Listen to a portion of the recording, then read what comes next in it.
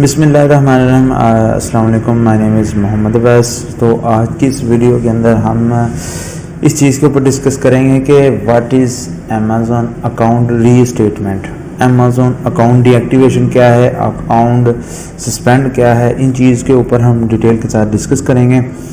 तो अमेज़न की कुछ टर्म्स एंड कंडीशन है, कुछ उनकी पॉलिसी है। हर एक वेबसाइट की, हर एक कंपनी की, हर एक ऑर्गेनाइजेशन की, हर किसी की अपनी अपनी एक पॉलिसी होती है, उनकी टर्म्स एंड कंडीशनें होती हैं कि अगर आपने हमारे साथ कोई बिज़नेस करना है, हमारे साथ कोई रिलेशनशिप लेके चलना है, तो हमारी ये कंडीशन है, ये हमारी टर्म्स एंड कंडीशन, इसके अकॉर्डिंग ही आप हमारे साथ बिज़नेस कर सकते हैं, आप हमारे साथ रिलेशनशिप को लॉन्ग टर्म के लिए लेके चल सकते हैं।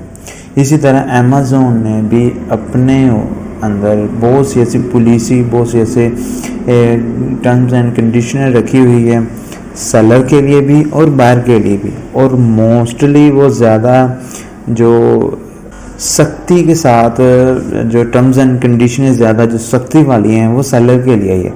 सेलर के ऊपर बहुत ज़्यादा लिमिटेशन उन्होंने लगाई हुई है, बहुत ज़्यादा उनके ऊपर समझ लें कि सही तरह उनको ना रखा हुआ उन्होंने। तो उनके ऊपर टर्म्स एंड कंडीशन के अकॉर्डिंग अगर वो बिज़नेस करेंगे तो वो कामयाब होंगे। अगर वो उनसे हटते हैं तो अमेज़न उसके अकाउंट को डीएक्टिवेट कर देता है, उसके अकाउंट को ख़त्म कर देता है, सस्पेंड कर देता है। तो अगर वो ही सारा कुछ सस्पेंड हो जाए, उसका अकाउंट ही बंद हो जाए, तो वो किस तरह अपना बिज़नेस कर सकता है। उसकी जो पेमेंट वहाँ पर अकाउंट के अंदर पड़ी होगी उसको वो होल्ड कर लेंगे। आपने जो भी मेहनत करके अपनी लिस्टिंग को फर्स्ट पेज पे लाए होंगे वो वहाँ पर डाउनग्रेड हो जाएगी। तो बहुत से ऐसे प्रॉब्लम हैं जिसको आप फेस करते हैं। अगर आप अमेज़न की टर्म्स एंड कंडीशनें, उनकी पॉलिसी की अगर वायलेशन करें तो फिर आपको वो फेस करनी पड़ेगी। तो यहाँ पर वही चीज़ें हैं कि अगर उनकी पॉलिसी को आप वायलेशन करते हैं तो फिर अमेज़न आपके अकाउंट को डीएक्टिवेट कर देता है, मीन्स कि आपके अकाउंट को बंद कर देता है। ना वो उसके ऊपर कोई वर्किंग कर सकते हैं, ना कोई बिजनेस कर सकते हैं। और उस अकाउंट को जो कि बंद हो चुका है, जो डीएक्टिवेट हो चुका है, जो सस्पेंड हो चुका है, उस अकाउंट को दोबारा बहाल करने को, उसको सही तरह दोबारा रनिंग पोजीशन में लाने के अमल को हम अकाउंट रीइंस्टेटमेंट कहते हैं। यानी कि अमेज़न के अकाउंट को दोबारा अपनी असल हालत में, अपनी वर्किंग हालत में लाने को अकाउंट रीस्टेटमेंट कहते हैं। कि आपके अकाउंट को दोबारा रीस्टेटमेंट कर दिया तो आप इसके ऊपर दोबारा वर्किंग कर सकते हैं, आप इसके ऊपर बिजनेस कर सकते हैं। तो कुछ ऐसी रीज़न्स हैं जिसकी वजह से आपका अकाउंट सस्पेंड डीएक्टिवेट होता है। बहुत सी ऐसी रीज़न है, बहुत ज़्यादा रीज़न है जिसको हम आने वाली वीडियोस के अंदर स्टेप बाय स्टेप कवर भी करेंगे। मगर यहाँ पर मैं कुछ रीज़न आपको साथ शेयर कर दूँ कि यहाँ पर फर्स्ट नंबर अगर बात करें तो पुअर परफॉर्मेंस, कि आप वहाँ पर जितनी भी आपकी परफॉर्मेंस है वो बहुत ज़्यादा पुअर है, बहुत ज़्यादा लो है। वहाँ पर आप अच्छी किस्म की वहाँ पर परफॉर्मेंस नहीं शो करें, जो कि आपके सेंटर के लिए बहुत ज़्यादा वहाँ पर इफ़ेक्ट पैदा करती है। वहाँ पर उसका जो परफॉर्मेंस रेट है वो डाउन हो जाता है, उसकी अकाउंट हेल्थ डाउन हो जाती है। ये एक वजह हो सकती है। दूसरी नंबर पर आपकी पॉलिसी वायलेशन, जितनी भी अमेज़न की पॉलिसी है उसकी आप वायलेशन वगैरह करते हैं, ये भी एक रीज़न हो सकती है। बहुत ज़्यादा पॉलिसी हैं, हर एक पॉलिसी को हम डिस्कस करेंगे, तो इसकी वायलेशन करेंगे तो फिर भी आपका अकाउंट सस्पेंड या डीएक्टिवेट हो सकता है। उसके बाद सेल्स ऑफ रिस्ट्रिक्टेड प्रोडक्ट्स, यानी कि ऐसे प्रोडक्ट्स जो कि अमेज़न ने वहाँ पर रिस्ट्रिक्टेड किए होंगे, जो कि उनकी पॉलिसी के अंदर है कि आप वहाँ पर रिस्ट्रिक्टेड प्रोडक्ट को सेल नहीं कर सकते। अगर आप वो करते हैं तो फिर भी आपका अकाउंट सस्पेंड हो सकता है। तो ये बहुत ज़्यादा रीज़न है। मैं तो आपको जनरली सिर्फ 2-3 में आकर यहाँ पर मैं मेंशन कर दूँ। आने वाली वीडियो में हम हर चीज़ को कवर करेंगे। उसके बाद पॉलिसी कंप्लायंस, इसके अंदर भी बहुत ज़्यादा ऐसी पॉलिसी हैं जिसके अकॉर्डिंग आपके अकाउंट जो ना डीएक्टिवेट होता है तो आपको प्रॉब्लम वगैरह आती है। अगर हम बात करें कि सस्पेंडेड इंटेलेक्चुअल प्रॉपर्टी वायलेशन, इसके अंदर ये होता है कि आप किसी और ब्रांड की, किसी और लिस्टिंग को बगैर अप्रूवल के आप वहाँ पर उसके साथ मीटू करते हैं, उनकी प्रोडक्ट्स को वहाँ पर सेल आउट करते हैं, चाहे वो अच्छी क्वालिटी की है चाहे वो लो क्वालिटी की, मगर आपके पास वहाँ पर उनका परमिशन लेटर नहीं होता, तो जिसकी वजह से आप इंटेलेक्चुअल प्रॉपर्टी की वायलेशन करते हैं। इसकी वजह से भी आपका अकाउंट सस्पेंड हो सकता है, डीएक्टिवेट भी हो सकता है। उसके बाद अगर हम बात करें अगले में, रिसीव्ड इंटेलेक्चुअल प्रॉपर्टी कंप्लेंट्स, तो बहुत से ऐसे ब्रांड्स जो कि ट्रेडमार्क को रजिस्टर करने के बाद एक ब्रांड होते हैं, एक बहुत बड़े ब्रांड। अगर नाइकी की बात करें या एडिडास की बात करें तो वो एक बहुत ज़्यादा बड़े ब्रांड होते हैं। अगर उनकी आप प्रोडक्ट्स उनकी इजाज़त के बगैर किसी थर्ड पार्टी से प्रोडक्ट लेके जो कि उनकी नहीं है, वहाँ पर उसकी कॉपी है, वो आप उनकी लिस्टिंग के साथ मीटू करके वो कॉपी वाले प्रोडक्ट्स आप वहाँ पर सेल करते हैं, और वो फिर ब्रांड ये चीज़ उसके पास राइट्स है कि वो उसकी कंप्लेन कर सकता है अमेज़ोन को कि यार ये जो सेलर है, ये जो मेरे साथ मीटू करके बिज़नेस कर रहा है, इसके पास मेरा परमिशन लेटर नहीं है, तो आप इसको रिमूव करें, आप इसके अकाउंट को डीएक्टिवेट करें। तो वो रीज़न की वजह से भी आपका अकाउंट डीएक्टिवेट कर सकता है, क्योंकि उसने ट्रेडमार्क को रजिस्टर करवाया हुआ है। अगर आपने करवाया तो फिर आपको वहाँ सारे डॉक्यूमेंट्स प्रोवाइड करने पड़ेंगे। ये भी आप वायलेशन करते हैं तो फिर इसके तहत भी आपका जो अकाउंट है वो डीएक्टिवेट हो जाता है। उसके बाद प्रोडक्ट ऑथेंटिसिटी कस्टमर कंप्लेंट्स। बहुत से ऐसे कस्टमर होते हैं जो कि आप उनके प्रोडक्ट्स को लिस्टिंग के ऊपर तो आपने प्रोडक्ट लगाई होती है कि मेरे पास ओरिजिनल एडिडास का शूज़ है, मगर जब आप उस बायर को डिलीवर करते हैं तो जब वो बायर के पास वो प्रोडक्ट पहुंचता है, वो देखता है कि यार ये तो वो प्रोडक्ट ही नहीं है, ये तो कोई और प्रोडक्ट है, फेक है, वहाँ पर ये ऑथेंटिक नहीं है। तो फिर कस्टमर आपकी कंप्लेन करता है अमेज़ोन को कि इसने मुझे ऑथेंटिक प्रोडक्ट नहीं दिया, तो आपने उस पॉलिसी की वायलेशन की, उसका भी यहाँ पर आपको इसके अंदर आ जाता है, तो उसके ज़रिए भी आपका अकाउंट जो डीएक्टिवेट होता है। उसके बाद फिर आगे प्रोडक्ट कंडीशन कस्टमर कंप्लेन। अगर आपका प्रोडक्ट्स बिल्कुल करेक्ट है, ओके है आपकी लिस्टिंग के ऊपर, मगर जब आपका प्रोडक्ट्स बायर के पास गया तो वो वहाँ पर यूज्ड कंडीशन में है या वो डैमेज कंडीशन में है, तो फिर कस्टमर आपको जो प्रोडक्ट कंडीशन वायलेशन के अंदर आपके अकाउंट को वहाँ पर सस्पेंड करवा सकता है, डीएक्टिवेट करवा सकता है, क्योंकि आपने वहाँ पर उस पॉलिसी की वायलेशन की होती। उसके बाद रिस्ट्रिक्टेड प्रोडक्ट पॉलिसी वायलेशन, ये वही बात आ गई जो मैं आपको इधर ऊपर बता रहा था कि ऐसे प्रोडक्ट्स जो कि अमेज़ोन ने रिस्ट्रिक्टेड किए होते हैं, आप उनको सेल आउट करते हैं तो उस पॉलिसी की वायलेशन के जरिए भी आपका अकाउंट डीएक्टिवेट हो सकता है। उसके बाद customer product review policy violation.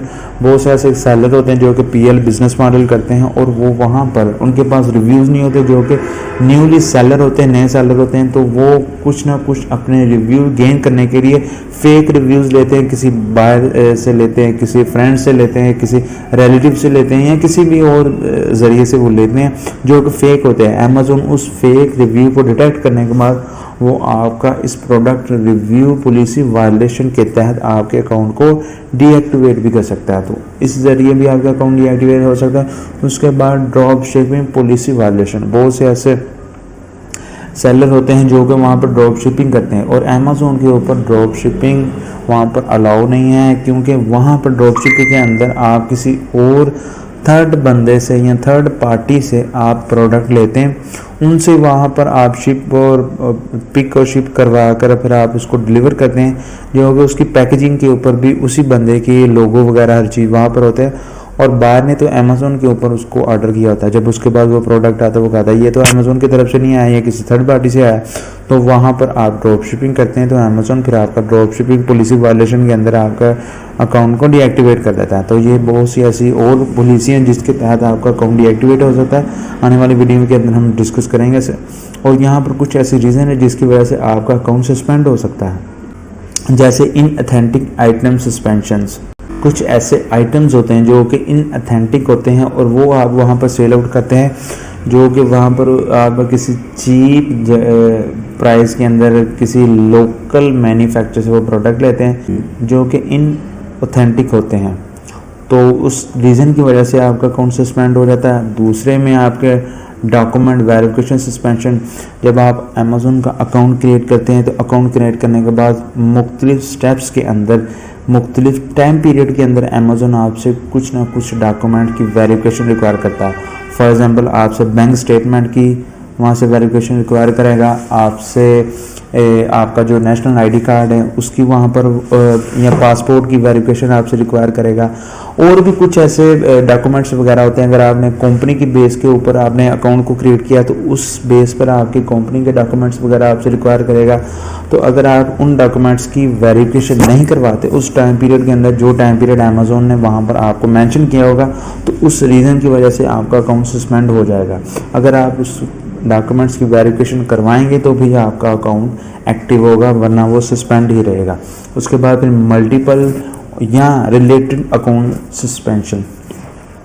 For example आपने अपने पासपोर्ट को यूज़ करते हुए एक अमेज़ॉन का अकाउंट क्रिएट कर लिया, या एक ये रीज़न। दूसरा यहाँ है कि आपने एक ही होम एड्रेस के ऊपर 2 अमेज़ॉन के अकाउंट क्रिएट कर लिए, या आपने एक ही पासपोर्ट के ऊपर 2 अमेज़ॉन के अकाउंट क्रिएट कर लिए। वहाँ पर अमेज़ॉन के ऊपर अकाउंट क्रिएट नहीं होंगे। अगर दोनों में एक ही डिटेल है, सेम डिटेल के साथ अकाउंट क्रिएट कर रहे हैं तो वहाँ पर अकाउंट क्रिएट नहीं होगा। मगर अगर आपका अकाउंट क्रिएट हो भी गया तो अमेज़ॉन आपका मल्टीपल या रिलेटेड अकाउंट सस्पेंशन के अंदर आपका अकाउंट सस्पेंड कर देगा, क्योंकि उन दोनों अकाउंट के अंदर आपकी कोई ना कोई डिटेल सेम होगी। आपका फ़ोन नंबर सेम हो सकता है, आपकी पर्सनल इन्फॉर्मेशन सेम हो सकती है, आपका होम एड्रेस सेम हो सकता है, बैंक स्टेटमेंट आपकी सेम हो सकती है, और भी बहुत सी रीज़न है जिसके अंदर आपकी इन्फॉर्मेशन सेम हो सकती है। वो आपस में मल्टीपल कर सकते हैं, आपस में वो रिलेटेड कर सकते हैं अकाउंट। तो इस रीज़न से भी आपका अकाउंट सस्पेंड हो जाएगा। उसके बाद इंटेलेक्चुअल प्रॉपर्टी इन्फ्रिंजमेंट, कॉपीराइट, कि अगर किसी बंदे ने अपना ट्रेडमार्क को रजिस्टर किया है तो आप उस ट्रेडमार्क को यूज़ करते हैं अपनी लिस्टिंग के अंदर, अपनी इमेजेस के अंदर, तो उस वायलेशन से भी, क्योंकि उसने तो रजिस्टर किया, उसके पास सारे डॉक्यूमेंट्स हैं, उसके राइट्स है उसको यूज़ करने का, मगर आपके पास कोई चीज़ नहीं है, तो आप वहाँ पर वो बंदा आपके अकाउंट के ऊपर कॉपीराइट स्ट्राइक दे सकता है, जो कि फिर आपके अकाउंट इंटेलेक्चुअल प्रॉपर्टी इन्फ्रिंजमेंट के अंदर आपका अकाउंट सस्पेंड हो सकता है। इन्फ्रिंजमेंट के अंदर यहाँ पर 4 रीज़न है। एक है फर्स्ट नंबर पर कॉपीराइट, जो कि वहाँ पर उसकी कोई ना कोई चीज़ उसने जो रजिस्टर की होगी, आप कोई भी हो सकती है, कोई वर्ड हो सकता है, कोई तस्वीर हो सकती है, कोई लोगो, कोई चीज़ जो कॉपीराइट आप करते हैं, किसी की इन्फॉर्मेशन को आप यूज़ करते हैं, किसी की आप लिस्टिंग की कॉपीराइट्स कर सकते हैं, तो वहाँ पर इन्फ्रिंजमेंट के ज़रिए आपका अकाउंट सस्पेंड हो सकता है। दूसरे उसके बाद फिर आपका ट्रेडमार्क, अगर किसी ने अपना ट्रेडमार्क को रजिस्टर कराया तो वो आप यूज़ करते हैं अपनी लिस्टिंग के अंदर, तो उस इन्फ्रिंजमेंट के ज़रिए भी आपका अकाउंट सस्पेंड हो सकता है। उसके बाद कोई पेटेंट, फॉर एग्जाम्पल अगर कोई भी पर्सन उसने अपने प्रोडक्ट का डिज़ाइन पेटेंट करवाया या उसने अपना यूटिलिटी पेटेंट करवाया, पेटेंट क्या है इसको भी हम आगे फर्दर डिस्कस करेंगे। तो आप कोई भी पेटेंट अगर उसका यूज़ करते हैं अपनी लिस्टिंग के अंदर, तो फिर भी वो बंदा आपको उस इन्फ्रिंजमेंट के अंदर आपको अकाउंट सस्पेंड करवा सकता है अमेज़ॉन के थ्रू। उसके बाद काउंटर फीड इन्फ्रिंजमेंट, जो जितने भी हाईजैकर होते हैं वो ज़्यादा ये काउंटर फीड ही करते हैं।